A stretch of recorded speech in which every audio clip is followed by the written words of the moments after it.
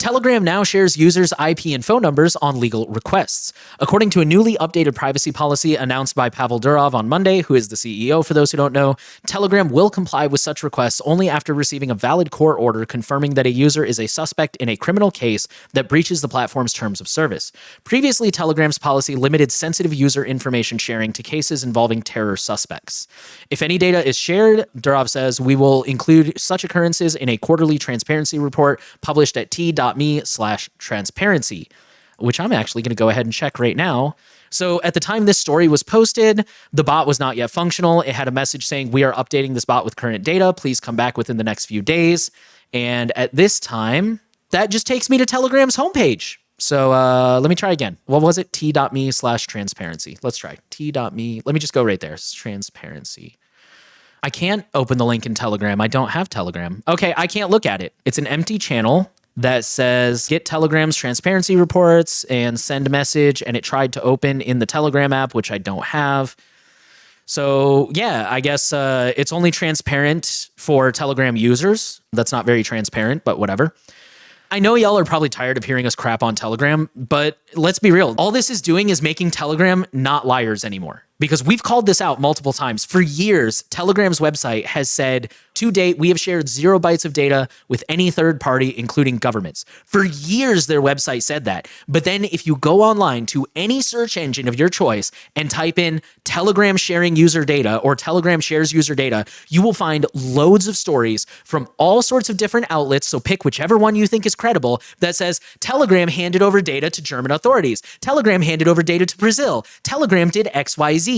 They've been handing over user data for years. They've just been lying about it, which is one of the reasons we don't like them. As far as I'm concerned, this is not new. Telegram has been doing this, you guys. It's just now they're being honest about it.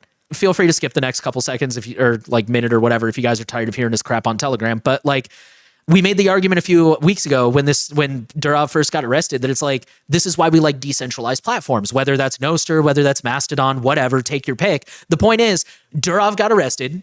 That is now putting pressure on the organization Telegram, and all of a sudden they're backtracking on all the things that the users liked. Like now they're starting to censor accounts. Now they're starting to admit that they share user data. It's like, these are all the things people liked about Telegram, or liked that they didn't do, allegedly. And my last thought is firewalls don't stop dragons. I like the way he said it is, regardless of how you feel about Telegram specifically, I personally am not a fan of one billionaire acting unilaterally and forcing their will on entire governments. Not to say that governments are perfect, but again, going to be political. Elon Musk interfered in the war between Russia and Ukraine. And regardless of who you think is right or wrong in there, that's not cool that one billionaire can just wake up one day and say, I'm going to cancel an entire military operation because I like this side better. And I'm going to force you guys to do what I want. There's serious problems with that. And I can't believe that that story just completely got forgotten. It's good to see governments at least trying to put some checks and balances there. I mean, I posted this on Mastodon, and I think the SR channel reached brief. This is an article. It's a legitimate article from 2022, before Telegram, in air quotes, started sharing data. Telegram discloses names, numbers, IP addresses of alleged copyright infringers to Delhi HC. And then the main one that comes up when you do that search I mentioned is Germany. They did it in Germany too. So they had disclosed administrator names, phone numbers, and IP addresses of some of the channels accused of unauthorized sharing of exam preparation material. And that is one of many stories. And while this all happened, Telegram on their website never updated their transparency report.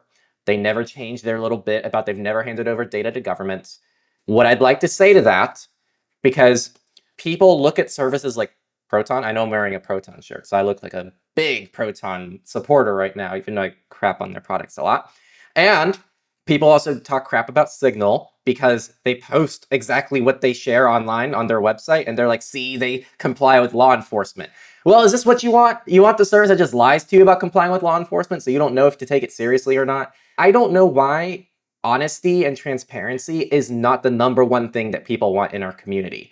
Why would you not want an email provider that comes forward and goes, yo guys, we complied with law enforcement. Here's how we were not able to comply because we store almost no data about you. And here's how we were able to comply. Same thing with Signal. And if you actually look at the data points they hand over, you go, oh, wow, I'm not Edward Snowden. And this is really cool that all of my other data is still protected. At least that's my reaction. Doesn't have to be yours. But then meanwhile, many other people go, oh, wow, they complied with law enforcement. Let me use Telegram, where Their transparency report hasn't been updated in forever. They don't use any basic security protocols. They have so many other issues that we've talked about here that make them just an embarrassing choice, I think, compared to things like even Signal. Doesn't even have to be decentralized. Telegram is just so bad, and I just don't feel bad for all the people who have been like spreading disinformation about other platforms that were not Telegram. And then they flock to Telegram and they think that it's some kind of safe haven just because someone says it's a safe haven without actually providing evidence. And then I'll leave it in Nate's court. But I actually pulled up Telegram. I need a Telegram account because cryptocurrency people love Telegram.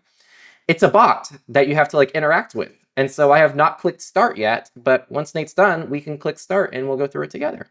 So first of all, Signal is obviously a honeypot because Elon Musk, who is not a cryptography expert, made a vague tweet about how they're up to something shady with no evidence whatsoever, and everyone should believe him, even though multiple experts have commented on the open source code and said that it's legit, and also some like vague mental gymnastics about like it's based in the US and, you know, maybe got funding from the government. Clearly super shady. God, that bugs me so much. Like, at least find a legit reason to hate him. But anyways, so right now, September 28th at noon Central Time, Telegram.org FAQ. Do you process data requests? To this day, we have disclosed 0 bytes of user messages to third parties, including governments. Wait, they updated that wording, didn't they? Now it says 0 bytes of user messages. Oh, that's so shady, dude. That's so shady. That is the service you use when you use Telegram. It's literally a shady They're service. going out of their way to lie to you.